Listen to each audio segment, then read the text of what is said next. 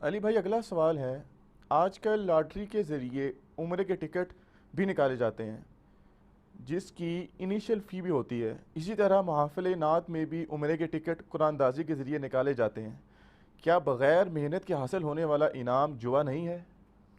یہ جو بعض لوگوں نے یہ کہانی کروا دی ہے نا کہ جس مال کو آپ بغیر محنت کے حاصل کر لیں گے وہ حرام ہے، یہ سرے سے اسلام میں کہیں ہے ہی نہیں ہے بات۔ اگر وہ کہتا ہے یہ ہے تو پھر سب کے سب حرام کھا رہے ہیں۔ آپ کی جب شادی ہوئی آج سے 10 سال پہلے سپوز، اس وقت سونا تھا 30,000 روپیہ تولہ، آج سونا جو ہے وہ 50-60 کے اندر لائی کر رہا ہے، بلکہ 70 تک پہنچ چکا ہے۔ تو یہ جو آپ کے سونے کی قیمت ڈبل ہو گئی ہے بغیر محنت کی ہوئی ہے نا، آپ نے تو کوئی محنت نہیں کی کہ آپ سونے کو روزانہ جو ہے وہ پڑھ کے کوئی پھونکتے تھے یا اس کو روزانہ مالش کرواتے تھے تو وہ مہنگا ہوا ہے، تو یہ حرام ہے کیا؟ یہ بنیادی طور پہ بات ہی غلط ہے کہ بغیر محنت کے جو کمائی حاصل ہو جائے وہ حرام ہے۔ حرام اسی طریقے سے ہوگی جس طریقے سے حرام ہوتی ہے، دھوکے کا مال ہے اس طریقے سے حرام ہوگا، سود انوالو ہو جائے اس سے حرام ہو جائے گا، جوا انوالو ہو جائے اس سے حرام ہو جائے گا، اس طرح تو نہیں حرام ہو جائیں گی چیزیں۔ تو جہاں تک تعلق ہے یہ بیلٹنگ کا اور قرآن اندازی کا، قرآن اندازی تو سنت ہے جی، صحیح بخاری اور مسلم دونوں میں حدیث ہے کہ اما عائشہ کہتی ہیں کہ نبی صلی اللہ علیہ وآلہ وسلم جب بھی کسی سفر پہ جاتے تو ازواج مطہرات میں قرآن اندازی کرتے تھے، جس کے نام قرہ نکلتا تھا اس بیوی کو سفر پہ ساتھ لے کے جاتے تھے۔ پھر وہ آگے حدیث افک انہوں نے بیان کیا جو ایک سفر میں سیدہ عائشہ کے اوپر منافقین کی طرف سے تہمت لگ گئی تھی، اس سفر میں وہ ساتھ تھی۔ صلح حدیبیہ کے موقع پہ سیدہ ام سلمہ ساتھ تھی، ٹھیک ہے، صحیح بخاری میں آتا ہے۔ تو ہر موقع کے اوپر ڈیفرنٹ بیویاں سے تو بیلٹنگ کرتے تھے، اس کے علاوہ تو کوئی چارہ نہیں ہے نا، ورنہ تو جھگڑا ہی پڑ جائے گا نا۔ بیلٹنگ فی نفسی کو بری چیز نہیں ہے، قرآن اندازی کرنا یا ٹاس کرنا یہ کوئی بری چیز نہیں ہے، البتہ ایسی بیلٹنگ جس میں کسی کی اوریجنل رقم ڈوب جائے وہ تو جوا ہے۔ مثلا کوئی کہتا ہے جی 500 روپے کا یہ ٹکٹ خرید لیں، کسی ایک کا نکلے گا تو باقیوں کے 500 ڈوب گئے نا، تو یہ جوا ہو گیا۔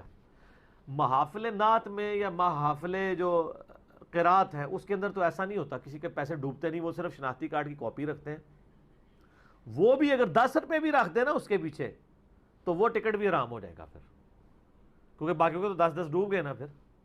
تو ایسا ہوتا نہیں کہ وہ رکھیں، شناختی کارڈ کی کاپی لیتے ہیں، اس کے بعد اینڈ پہ قرآن اندازی کر لیتے ہیں، کسی ایک کا عمرے کا ٹکٹ نکل آتا ہے تو اس کو عمرہ کروا دیتے ہیں وہ۔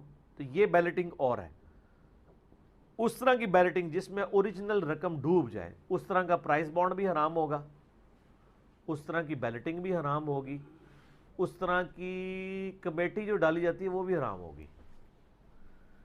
اور بلکہ آپ کو پتہ ہے معاشرہ مسلمانوں نے حرام خوری کے کیا کیا طریقے ایجاد کیے ہوئے ہیں کہ یعنی 10 بندے مل کے کمیٹی ڈالتے ہیں لاکھ روپیہ، تو ہونا چاہیے کہ ایک کی نکلے، اگلی بار دوسرے کی نکل آئے گی، پھر تیسرے کی، کرتے کرتے کرتے 10 کی گنتی پوری ہو جائے گی۔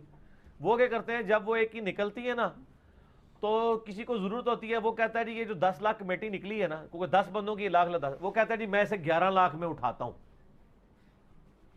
کمیٹی 10 لاکھ کی ہے، اٹھاتا کس میں ہوں؟ 11 لاکھ میں۔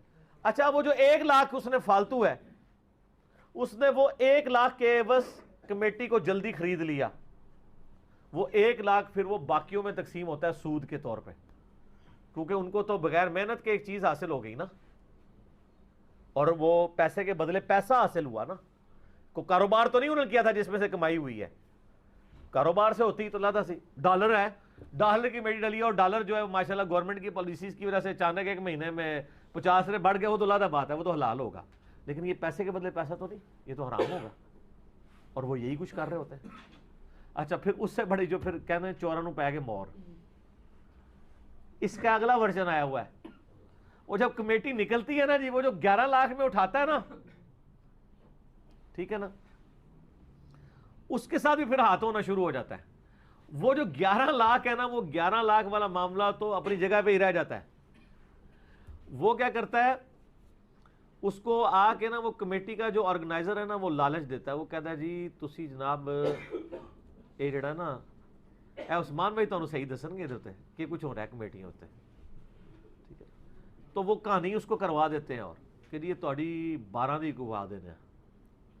اس طریقے سے وہ لالچیں ڈالتے رہتے ہیں. اوریجنل رقم یعنی جس کی کمیٹی نکلتی ہے نا سپوز 10 لاکھ کی, اس کو آ کے کان میں کہتے ہیں کہ 11 دی چکوا دیں, وہ کہتے ہیں چکوا دو, تو 11 وہ کمیٹی لیتا نہیں ہے, الٹی وہ جو ہے کمیٹی اٹھوا دیتے ہیں. اب اس کو تو کمیٹی ملی کوئی نہیں ہے, اور وہ جو اوپر 1 لاکھ اٹھوا کے باقیوں میں تقسیم کیا ہوا ہے نا انہوں نے, وہ اس میں وہ شیئر کر لیتا ہے, اور وہ کہتا ہے جی میرا 10 لاکھ آپ کے پاس سٹور ہو گیا. وہ سٹور کوئی نہیں ہوا ہوتا. اس طرح کر کر کے لوگوں کو اوپر کے پیسے کھلا کے اینڈ پہ ساروں کی کمیٹی لے کے بھاگ جاتے ہیں. یہ ہو رہا ہے پریکٹیکلی, کروڑوں کا نقصان ہوا ہے. یعنی وہ اوپر ہی چل رہا ہوتا ہے. اوریجنل رقم آپ میری نکلی تھی, میں نے کہا ٹھیک ہے بیچ دو, تو اوریجنل بھی نہیں ملتی نا. وہ اوپر والا کہتے ہیں یہ سٹور رکھو میں اگلی لے لوں گا. بیچنے کا مطلب ہے اب میں نے نہیں لینی, تو جس کو دلوا رہے ہوتے ہیں نا وہ بھی نہیں لے رہا ہوتا. ٹھیک ہے نا. تو اس طریقے سے وہ پورا ایک چکر چلا رہے ہوتے ہیں. یہ سب کچھ حرام ہے اس طریقے سے. ٹھیک ہے جی.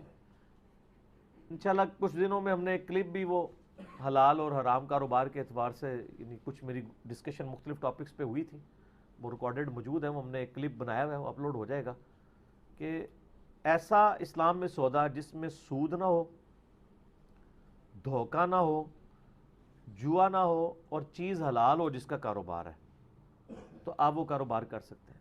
نہ کوئی پروفٹ کی ریشو کا ایشو ہے. بلیک مارکیٹنگ نہیں ہونی چاہیے.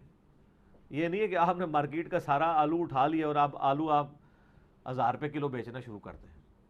آپ نہ اٹھائیں, ویسے 1000 کا بیچیں, آپ سے کوئی خریدے گا ہی نہیں. لوگ اسی سے خریدیں گے جو 10 روپے یا 20 روپے کلو بیچ رہے ہیں. تو وہ مارکیٹ خود حفاظت کر لیتی ہے اس چیز کی. اس لیے بلیک مارکیٹنگ سے بھی روک دیا گیا, اور غرر سے بھی روکا گیا. صحیح مسلم میں حدیث ہے, نبی علیہ السلام ایک اناج کے ڈھیر کے پاس سے گزرے, اس میں مبارک انگلیاں داخل کی, گیلی. آپ فرمایا یہ کیا ہے؟ یا رسول اللہ رات کو بارش ہوئی تھی تو اناج گیلا ہو گیا. آپ فرمایا تو یہ گیلا اناج اوپر کیوں نہیں کیا, لوگوں کو پتہ چلتا کہ اس کے اندر یہ عیب ہے. اور پھر آپ نے فرمایا وہیں پر جس نے ملاوٹ کی وہ ہم میں سے نہیں. اب صحیح بتائیں, اس لیے میں کہتا ہوں دودھ میں پانی ڈال رہے ہیں تو آپ بتائیں, لینے والے کو بھی جب پتا ہے کہ پانی والا دودھ ہے تو آپ خالص کر کے کیوں بیچ رہے ہیں؟ لینے والے کو بھی پتا ہے کہ یار خالص دودھ 70 روپے کلو تو نہیں بیچ سکتا نا.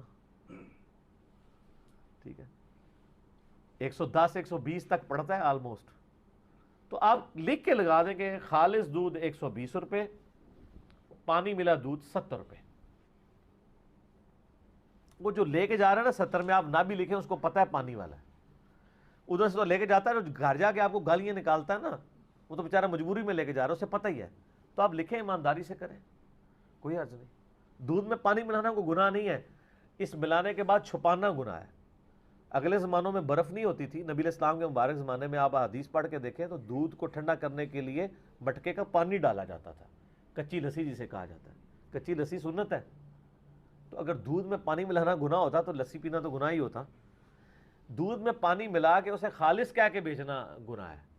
اگر آپ اس کو کہیں اتنے % دودھ ہے, اتنے % پانی ہے اس میں, تو لوگ لیں گے, کیوں نہیں لیں گے. ٹھیک ہو گیا جی.